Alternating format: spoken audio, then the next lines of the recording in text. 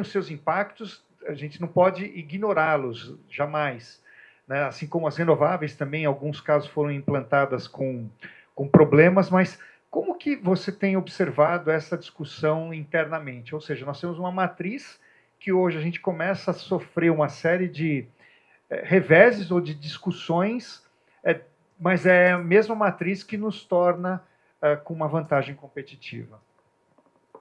Perfeito. Efetivamente, do ponto de vista da formulação da política climática brasileira, a gente parte desse princípio de que, diferentemente de outros países, nosso perfil de emissões ele é mais aprofundado na questão do uso da terra, tá? E muito menos na questão energética. Tá? Enquanto o mundo está girando ali em torno de 75% das emissões oriundas de uso da energia, aqui no Brasil esse número está ali girando em torno de 25%. A questão é que, ainda que nós tenhamos isso como um ativo, né, um ativo que eu estenderia para a nossa diversificação da matriz, não só da renovabilidade, mas da nossa capacidade de gerar energia por inúmeras fontes, coisa que outros países não têm essa flexibilidade tão grande. Mas ainda que isso seja um ativo nosso, a gente tem que colocar e ter atenção ao seguinte fato. Os outros 75% estão sendo bem endereçados, que é a questão do desmatamento, da reformulação do uso da terra. Então, há uma expectativa de que, em se mantendo o nosso passo atual, nós venhamos a resolver boa parte dessas emissões até o horizonte de 2050. Então, significa dizer que, por outro lado, olhando o lado das emissões oriundas da energia, nós temos um desafio de mantê-la renovável, ao mesmo passo de que, por uma necessidade de desenvolvimento do país, nós precisamos aumentar cada vez mais o bolo, né? A oferta de energia, que eu não sei os números exatos, mas eu me recordo de nosso planejamento de 2050, nós praticamente mais do que dobraríamos a nossa oferta de energia, ou chegando até a triplicar a oferta de energia. Então, significa dizer que a gente já se usou muito essa expressão de não é uma substituição energética, mas uma adição energética, cada vez mais de renováveis, mas sem perder os outros atributos que nos são caros, que são a nossa diversificação da matriz e a nossa capacidade de operar o sistema dentro de um parâmetro que seja razoável para manter os preços adequados e etc, etc, etc. E aí, quando a gente olha isso para o planejamento da política climática, a gente vê um plano que ele tem uma abrangência gigantesca, eu acho que nunca teve tantos setores sendo abarcados no mesmo plano clima, tem ações estruturantes, impactantes, olhando para o setor propriamente dito, setor energético, e eu acho que o grande trunfo que a gente poderia dizer nesses últimos anos foi exatamente trazer a discussão da questão climática para a sociedade. Tá? Antes, a gente tem, por exemplo, o Comitê Interministerial de Mudança do Clima, desde, acho que, assim, com outros nomes, talvez, desde a virada do século. Tá? Então, o assunto já vem sendo debatido há muito tempo. Mas nunca antes, na história desse país, nós recentemente conseguimos incorporar a visão da sociedade. Existe dentro do comitê agora uma câmara específica para a sociedade civil, para a academia, para o setor privado. Então, a gente conseguiu trazer a discussão, ou levar a discussão para cada um desses segmentos, para que cada vez mais a discussão sobre a mudança do clima se incorpore no nosso dia a dia. Né? Da mesma forma, temos um Plano Nacional de Adaptação, que também tem o setor de energia colocado como um dos mais importantes.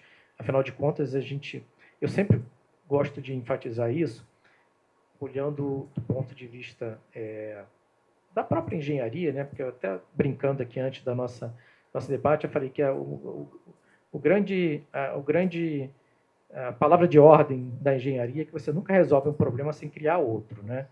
Então, isso é uma eterna luta que você vai tendo para aperfeiçoar o sistema, aperfeiçoar as políticas e tudo, porque nem sempre a gente consegue vislumbrar aquilo que é resultado de uma política, né? Como o Zuccarello falou, em muitos casos, no legislativo, principalmente, porque não se consegue enxergar o todo, uma pequena intervenção acaba criando mais um problema.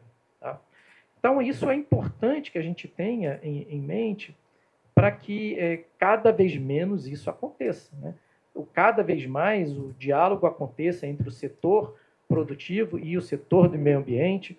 Eu tive um debate na Câmara dos Deputados, tem coisa de uns 2 meses, era um debate sobre energia nuclear, tinha muitos militares ali, por razões óbvias, e aí eu não me lembro se foi um deputado, se foi um militar, me fez exatamente essa mesma pergunta. O que a gente pode fazer para que não tenham tantas barreiras ou restrições ambientais nos projetos que a gente submete? Eu falei, cara, a melhor coisa que se pode fazer é diminuir o gap informacional. Bota para conversar.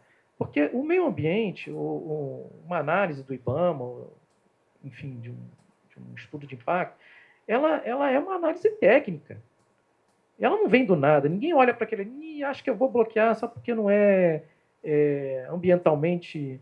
Não, tem uma análise técnica. E para uma análise técnica, você precisa ter dados, informações, estudos bem elaborados, bem fundamentados.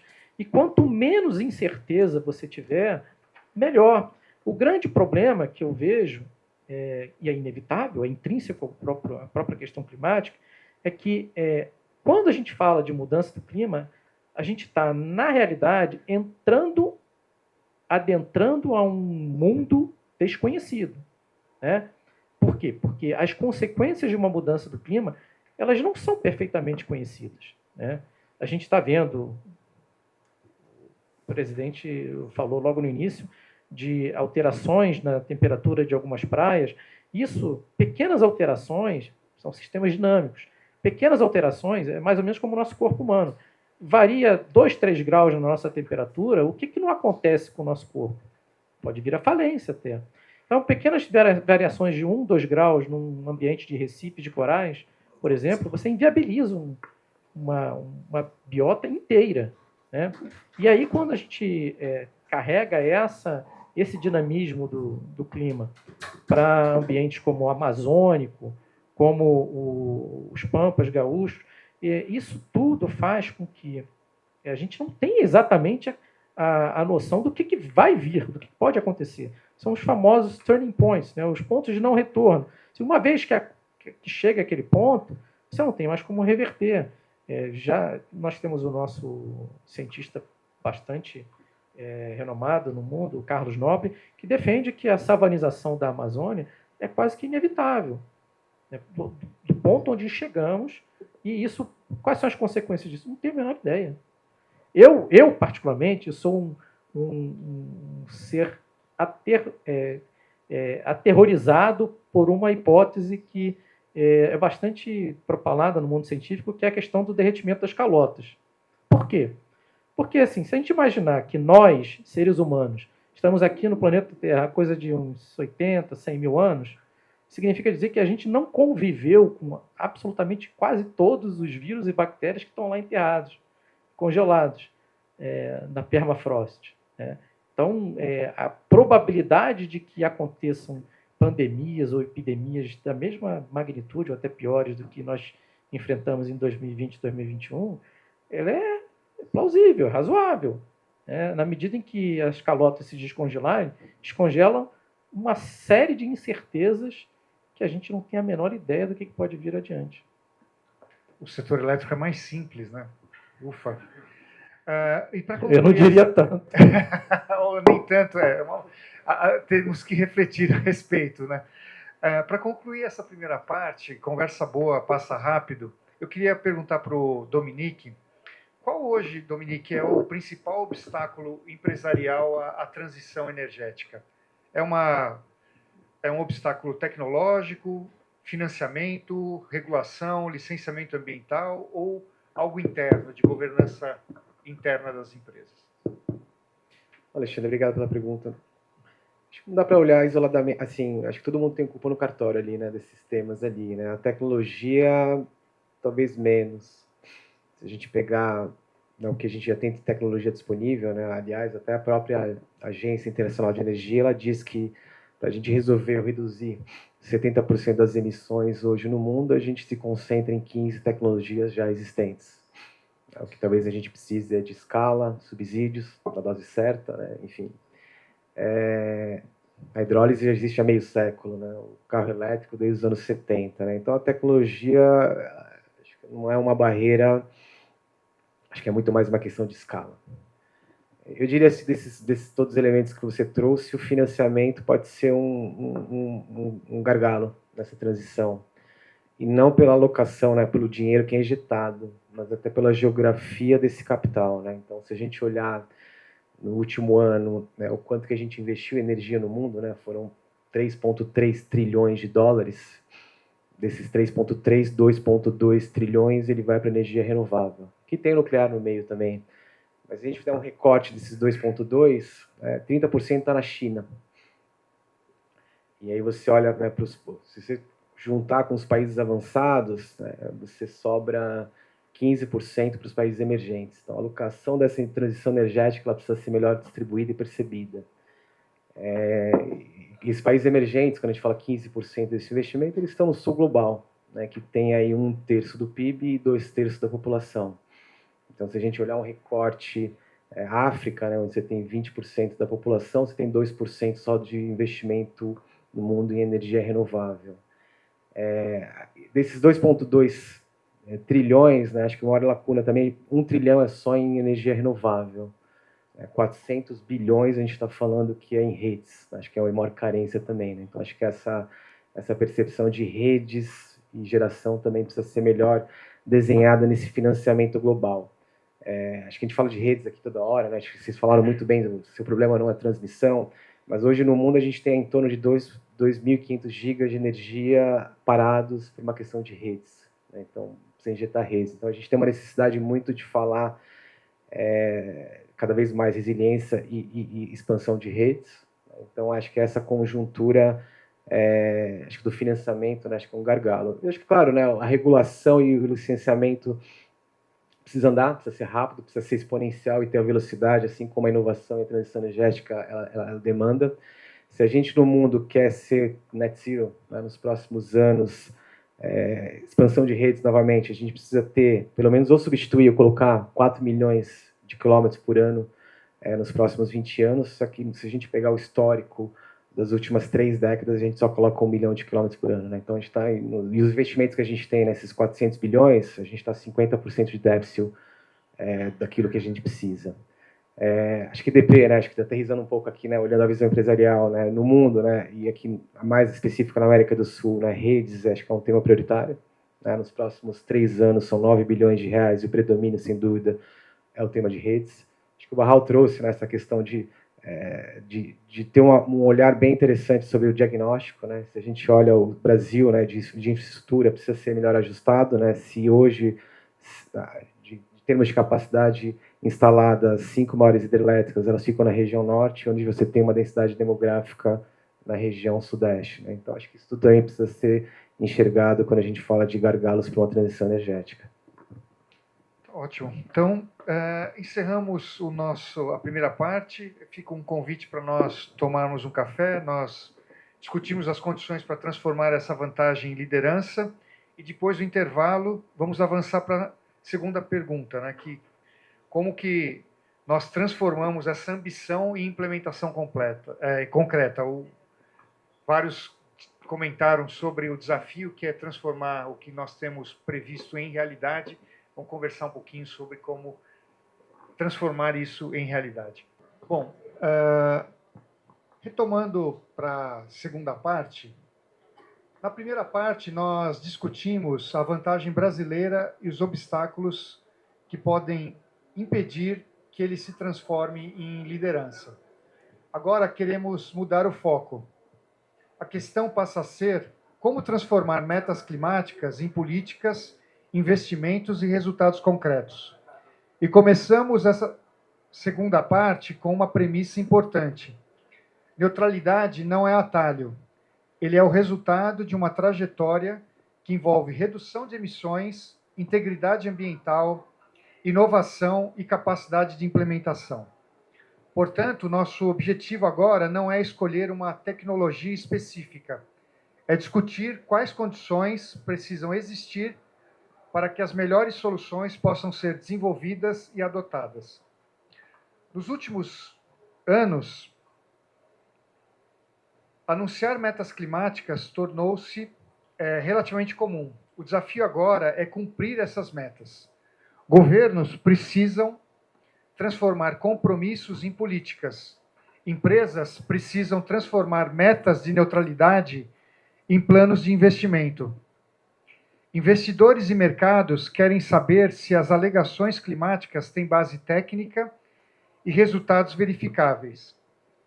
E a pegada de carbono começa a influenciar competitividade e acesso a mercados.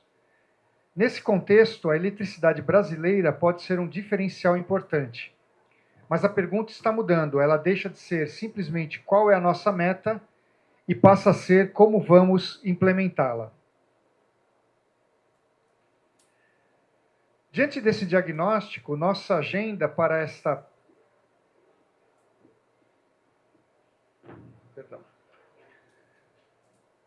O Brasil já começou a construir alguns instrumentos importantes.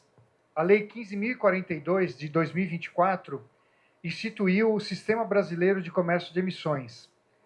É um avanço importante porque cria as bases para um sinal econômico relacionado às emissões. A lei também estabelece limiares para monitoramento, relato e verificação, e cumprimento das obrigações do sistema. Mas o mercado de carbono é apenas uma das peças dessa agenda. A implementação pode ser dividida em 5 pilares: governança, regulação, infraestrutura, dados e mercado, e em 3 grandes fases até 2050. Portanto, o marco legal é necessário, mas a implementação dependerá de regras, dados, infraestrutura, financiamento e coordenação.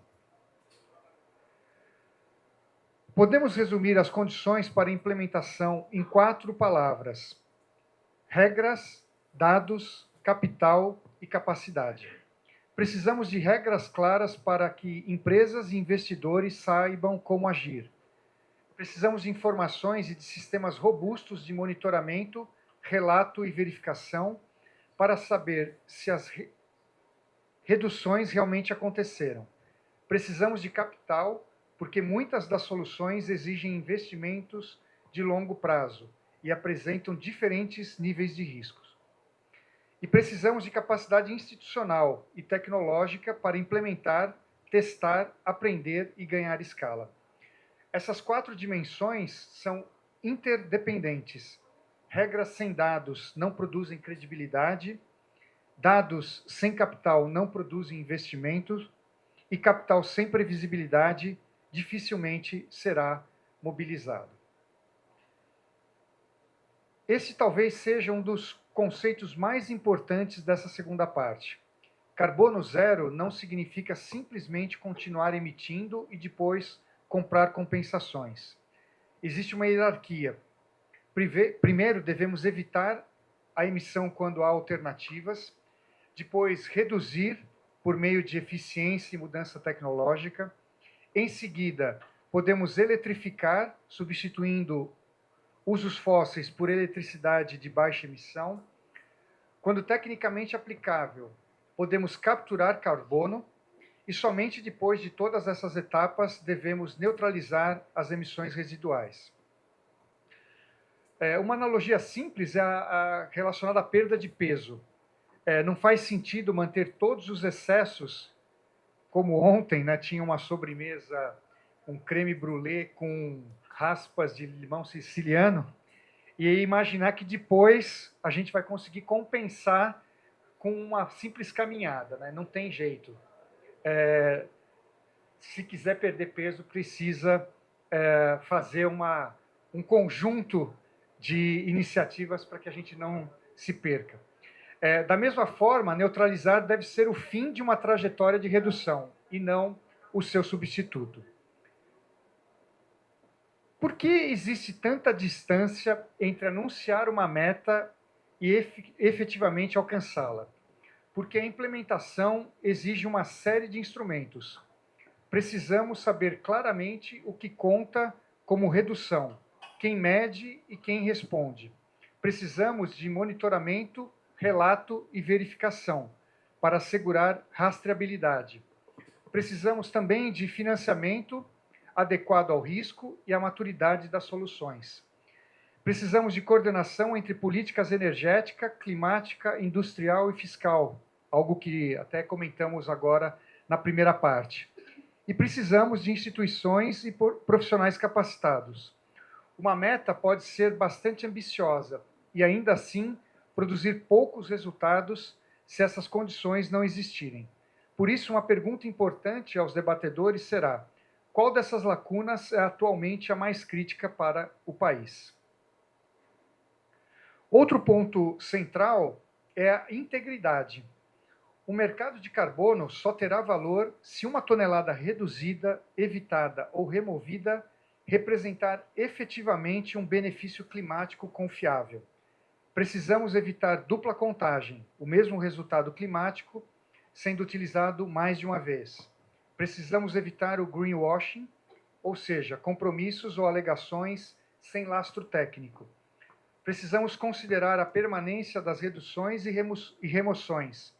E precisamos reconhecer que soluções diferentes não são necessariamente equivalentes. Por isso, conceitos como adicionalidade, rastreabilidade, permanência e transparência serão fundamentais. O desafio será construir sistemas rigorosos o suficiente para assegurar credibilidade, mas que não sejam tão complexos que impeçam o desenvolvimento de bons projetos. Quando falamos de neutralização, existem diversas soluções naturais e tecnológicas em diferentes estágios de maturidade. Não cabe ao fórum escolher qual será a tecnologia vencedora. O que precisamos discutir é como criar um ambiente em que soluções confiáveis consigam amadurecer. Normalmente, esse caminho começa com pesquisa e avaliação. Passa por projetos piloto que permitem gerar dados e aprendizado. Depois vem o desafio da escala, que exige capital e infraestrutura. E, finalmente, a solução precisa chegar ao mercado, competir e reduzir seus custos. Por isso, neutralidade tecnológica não significa ausência de política pública. Significa adotar critérios claros e permitir que diferentes soluções demonstrem sua efetividade e competitividade.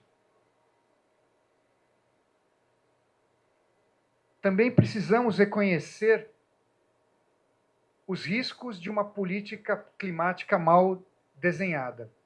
Podemos adotar soluções caras antes que sejam maduras.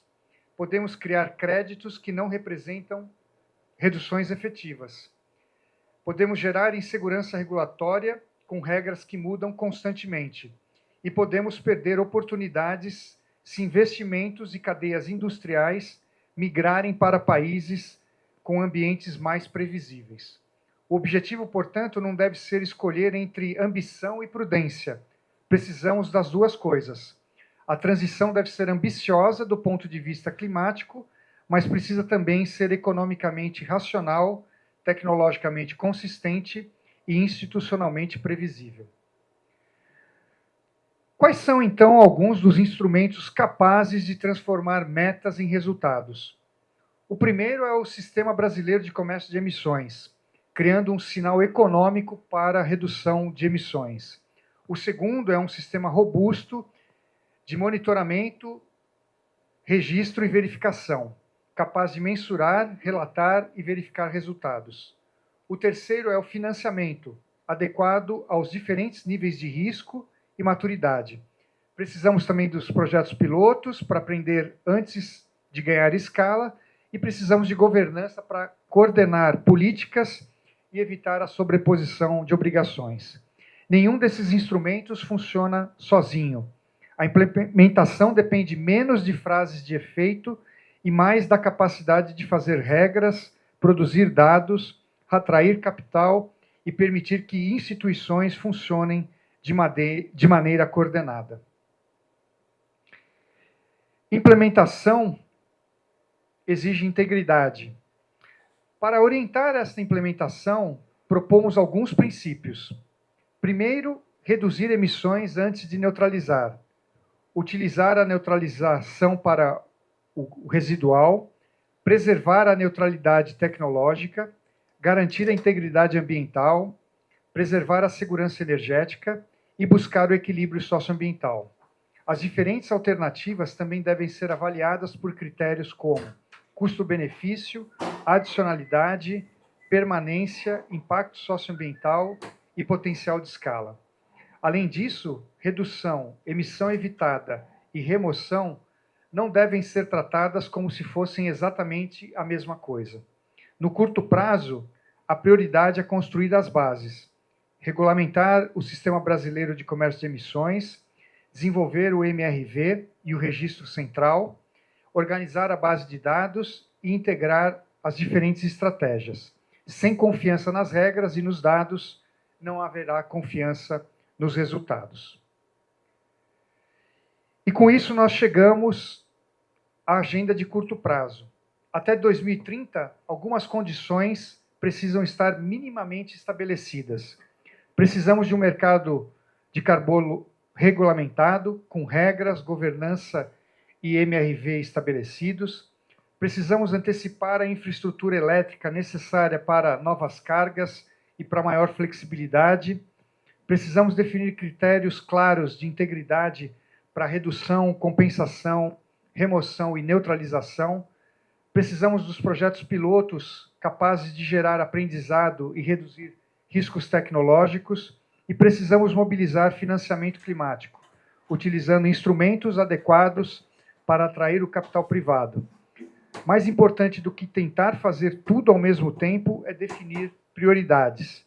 Por isso, queremos terminar essa discussão perguntando: qual ação deve começar nos próximos meses, quem deve liderá-la e qual resultado devemos entregar até 2030? Convido novamente Thiago Barral, Carlos Alexandre, Alexandre Zucarato e Aline para estarem conosco, Dominique também, que Dominique não está lá,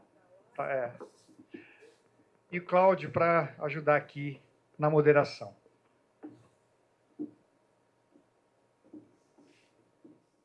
Se a gente regular que seja uma métrica de carbono emitido e tudo mais, ao invés de já ir diretamente para o incentivo de uma tecnologia específica, os próprios agentes acabam se organizando, mas para isso tem que ter sinal de preço adequado, né?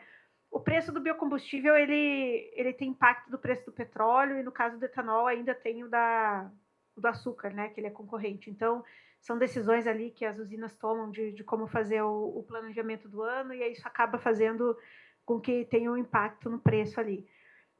Mas, eventualmente, essas mesmas usinas que produzem etanol, elas também têm capacidade instalada e tecnologia relativamente conhecida e disponível para produzir outros tipos de biocombustíveis, né? Entre eles o combustível de aviação verde, que pode ser produzido a partir do etanol, e pode-se usar essa capacidade. Então, a concorrência com esses novos produtos e a precificação deles, ela vai se impor na decisão do investidor, né, sobre como que ele vai, para onde ele vai alocar esses recursos. Do ponto de vista regulatório, o ideal seria pensar no resultado, né, e em sendo o subsídio um instrumento da regulação, esse subsídio também tem que acompanhar esse resultado e sair de cena quando esse resultado for atingido, senão o subsídio vai virar um modelo de negócio, né? A base de um modelo de negócio, como já vimos por aí. Então, tudo isso teria que ser bem equacionado, né? Mas são muitos atores envolvidos, eu acho bem complexo.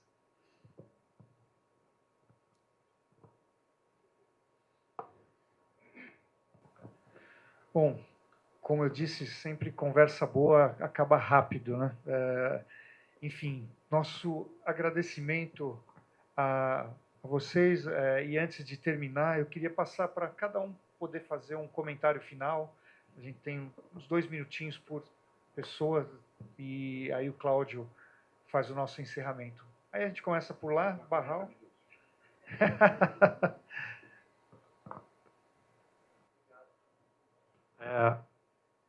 Adorei estar aqui, compartilhar esse painel com vocês. Estou nessa missão aí de ajudar a implementação do Sistema Brasileiro de Comércio de Emissões, olhando muito os setores, as indústrias, eu venho do setor de energia, a gente olha muito o planejamento, a infraestrutura de transmissão, a oferta, e eu estou tendo a oportunidade de aprofundar muito o olhar dos futuros potenciais setores regulados como consumidores dessa energia, né, e como é que essa energia entra dentro da equação. A gente tem uma agenda complexa, eu acho que da discussão aqui ficou muito claro, mas eu acho que reforçar, né, que a gente tem investido muito nesse diálogo, nessa transparência o máximo possível, e segundo, né, essa articulação, harmonização regulatória. A gente hoje aqui focou, por exemplo, nessa interface com a regulação do setor elétrico, mas tem a interface com o programa de combustível sustentável de aviação, que o decreto foi assinado, e a aviação também é um setor potencialmente coberto. A gente tem a interface com o programa do biometano, tem lá os CEGOBs, os certificados, tem os CBIOS. Como é que isso vai interagir? A gente tem uma interface com a regulação financeira da CVM, porque os ativos, os 2 ativos criados dentro do sistema de comércio de emissões, que são as cotas brasileiras de emissão, que são as permissões para emissão, e os CRVs, que são os certificados de redução, que são os créditos de carbono elegíveis a participar como compensação no SBCE, eles foram, por lei, enquadrados como valores mobiliários. Então, isso atrai toda uma regulação. E nisso o Brasil foi muito inovador. Poucos, ou talvez nenhum, tenham avançado nessa direção ainda, né? Então, eu acho que são vários aspectos de harmonização, e aqui só para, acho que, conectar aqui. E para fechar, a equação da competitividade, que está no título, né, da provocação de vocês aqui para o evento de hoje. Existem complexidades, vários desses setores eles estão expostos ao comércio internacional e à competição internacional, seja como produtos para exportação, como a celulose, seja produtos que estão muito expostos ao produto importado, como o aço. Então, a gente tem movimentos como o sistema de comércio de emissões da China, que está avançando. A gente tem o CBAM europeu, que é a tributação do carbono na fronteira. Ou seja, toda essa equação de competitividade ela vai ter que ser construída num contexto geopolítico, né, que a gente sabe que é desafiador. Então, eu acho que, enfim, a gente tem aí uma agenda que tem no setor elétrico um elemento crucial de sucesso dessa estratégia, mas, enfim, tem toda uma amarração. Então, eu convido o setor elétrico a participar, né, para além das suas fronteiras, desse debate, porque interessa muito ao setor elétrico influenciar esse debate. Obrigado. Bom, acho que a discussão foi bastante rica, né? A gente tem aí um mapa, né, de vários desafios que a gente precisa superar para transformar a nossa vantagem competitiva em ganho econômico, né? E acho que a integração dos setores ele é um fator-chave, né, nessa história toda. Então, o setor elétrico ele não está isolado, ele precisa ser considerado dentro de toda o sistema produtivo brasileiro. Fico bem feliz que esteja sendo planejado, assim, pensado, né, como uma parte, pelo menos a parte de carbono, né, como um setor chave, mas em termos de fases, né, mais avançadas e tudo mais. Mas, de toda forma, acho que é bom que se integre, né? Acho que essa integração entre os diversos setores da economia é o maior desafio que a gente tem nos próximos anos e para tirar do papel, né? O Brasil tem potencial enorme para ser líder, né, nesse processo de transição energética, mas depende dessas articulações.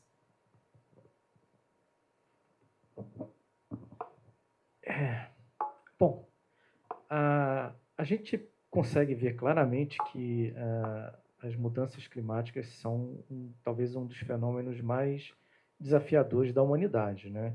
E para problemas muito complexos, no caso é ultra complexo, exige soluções também bastante complexas, né? Então não adianta, já foi dito e propalado, não adianta uma bala de prata, são inúmeras frentes de trabalho e não dá para ser diferente com o setor elétrico. Eu acredito que o setor elétrico, realmente, concordo com o Barral, ele vai representar um papel fundamental nesse processo, porque ele tem essa capacidade de agregação e de transformação do energético, fazendo com que ele seja, digamos, democratizado em todos os setores, fazendo com que a descarbonização possa fluir para outros setores, né? Então, a conclusão direta disso é que é um convite, o setor elétrico ele tem diante de si uma oportunidade que nunca talvez tenha acontecido, de olhar para si e tentar se aperfeiçoar, né? De um exercício de desprendimento daquilo que não tem funcionado e um exercício de olhar para o futuro e tentar aperfeiçoar o sistema para que ele realmente faça essa diferença que a gente espera que ele faça nesse processo de descarbonização dos setores e da economia como um todo. Bom, primeiro agradecer a paciência de vocês e estar competindo com o almoço aqui, né? E obrigado pelo convite, satisfação de dividir esse painel. E começar a minha fala, pegar até um gancho, se me chará, acho que tem um desapego das coisas que não deram certo, né? Mas acho que também, às vezes, um desapego de algumas coisas que deram certo para um contexto passado e que para o contexto futuro, eventualmente, não vai mais funcionar, né? E que a gente está vivendo um processo de transformação, pô. Eu tinha achando que, do ponto de vista pessoal, minha maior mitigação climática foi ter construído a casa muito alta, que se derreter as geleiras, pelo menos, na melhor das hipóteses, né? Vou ter um casa pé na areia ali, mas... Adaptação, mas desculpa, eu tenho que fazer letramento nesse troço aqui, ainda sou engenheiro eletricista muito cascudo. Mas eu fiquei preocupado com os bichos lá no permafrost. Lá. Tá bem mais complicado que o setor elétrico, tá? Mas eu acho que a principal mensagem que eu queria deixar para o final é que nessa jornada, né, tem muito interesse envolvido de todos os lados, inclusive os nacionais, porque também tem um jogo internacional nessa discussão aí dos protocolos que estão sendo adotados, né? Tem muita geopolítica envolvida, até na classificação se vai ser de um jeito ou de outro, né? Uma vez o Barral me deu uma aula dessa questão, né? Mas a mensagem principal é que se a gente insistir no modelo de que a gente, dado que o cobertor é curto, cada um vai ficar brigando num lobbyzinho do seu cercadinho para tirar a casquinha do seu, ou na hora de ajudar na contribuição, deixar o seu fora, a gente não conseguir resolver o problema. Então, eu falei isso no evento semana passada, queria repetir de novo aqui, que a gente precisa parar de olhar para o processo sob a ótica de um jogo competitivo e olhar para o processo sob uma ótica de um jogo cooperativo, né? Usando a teoria de jogos como pano de fundo. Porque, de novo, se cada segmento ficar querendo tirar uma casquinha ou protegendo o seu, a gente não vai conseguir fazer essa travessia. Porque ela exige um diálogo e uma coordenação de muito grande porte. E, basicamente, infelizmente, o que eu tenho presenciado na hora de conversar, estamos todo mundo juntos, depois sai daqui, cada um pega o telefone e liga para alguém, né? Para um congressista, para não sei das quantas, lá pedindo para, tipo, só ajeita esse pedacinho do parágrafo, inciso 4 do parágrafo XPTO, do artigo tal, que já resolve o meu, né? Então, assim, de nada muito adianta, né, a construção de uma convergência aparente, onde na hora do lobby mesmo prevalece o cada um por si, né? Então, eu acho que o assunto é sério demais para isso ser relevado como um problema econômico de curto prazo de agentes individuais. eu acho que precisa ser olhado, na verdade, como um compromisso para gerações futuras, né? Então, era essa mensagem final que eu queria. Obrigado novamente pelo convite. Bom, Ascende, eu quero agradecer, né, vendo aqui essa onda aqui, mas vendo quem está contribuindo na criação do mercado, a academia que contribui no capital intelectual, né, quem planeja aqui o governo, quem planeja todo o sistema, como setor, como empresa, né, acho que a gente tem privilégio, acesso ao capital como setor, né, o Brasil, nós já fizemos a lição de casa, e quando a gente já fez uma lição de casa antes que os demais, a gente tem uma capacidade mais de inovar, né? Então, o setor privado, acho que ele vem com esse compromisso de fazer as coisas acontecerem em termos de descarbonização. É uma visão que eu trago, lógico que a gente falou aqui muito do setor elétrico, né, uma seita aqui, uma terapia coletiva, mas a gente tem que lembrar que quando o problema é o Brasil, né, quando a gente fala de descarbonização, também está em outras esferas, né, o uso da terra, desmatamento, e quando a gente quer trazer um princípio de transparência nesse novo mercado de carbono, isso também precisa estar muito bem visível, né, o quanto que o país se esforça para você reduzir as emissões como um todo, né, a matriz energética. Então, confiabilidade. Se a gente quer trazer soluções de remoção, enfim, de carbono, sem dúvida nenhuma, a gente precisa trazer uma visão maior de onde também estão as emissões de gás de efeito estufa do Brasil, né? E percebendo tudo aqui, a gente ainda está a gente está naquela ansiedade da transição energética, mas ainda a gente está numa adição energética, né? Então, a energia renovável está vindo ainda para suprir uma demanda, então a gente não conseguiu ainda falar de transição energética. Então tem um passo. Então, primeiro que a gente também enxergar que não é da noite para o dia que vai conseguir resolver uma questão estrutural de décadas, né? Então esse é o grande desafio. E o Brasil tem essa oportunidade, né? A gente infelizmente não perde a oportunidade de perder a oportunidade, né? Que sempre falaram isso. E o Brasil ele tem uma lacuna importante agora. O Barral trouxe isso no começo, até antes do evento, né? Não adianta mais a gente falar que é renovável. Tem muitas outras coisas para dizer, né? Então precisa além desse discurso só de que a gente é renovável. Novamente, obrigado. Eu vou encerrar com um agradecimento, mas antes, um aviso, ou dois avisos. O tema dessa conferência aqui hoje, nós estamos tratando num white paper que está no Prelo, não é, Alexandre, para ser publicado, acho que dentro de 1 ou 2 semanas, se tanto.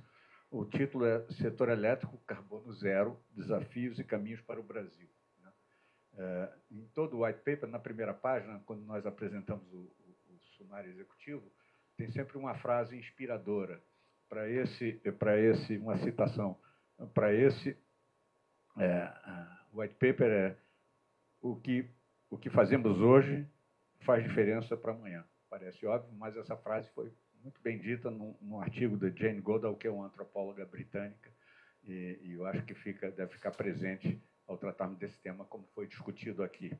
E, por falar também em white paper, outro tema que foi citado aqui, que foi, enfim, principalmente a Aline, Barral também, mas Zucarato, bastante MMGD, avisar para vocês que acabou de sair esse white paper que está aqui, eu imprimi uma cópia, mas já está publicado no site, não é, Melissa? Já está no site.